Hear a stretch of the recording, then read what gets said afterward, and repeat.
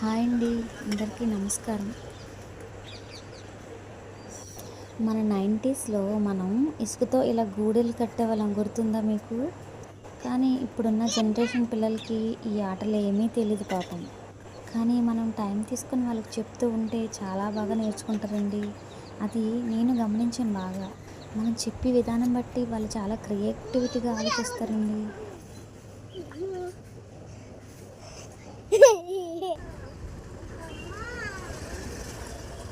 ఇక్కడ మా పిల్లలు చూడండి, గూడు కట్టడానికి వాళ్ళే ఇసుక తెచ్చుకొని ఎంత జాగ్రత్తగా కడుతున్నారు.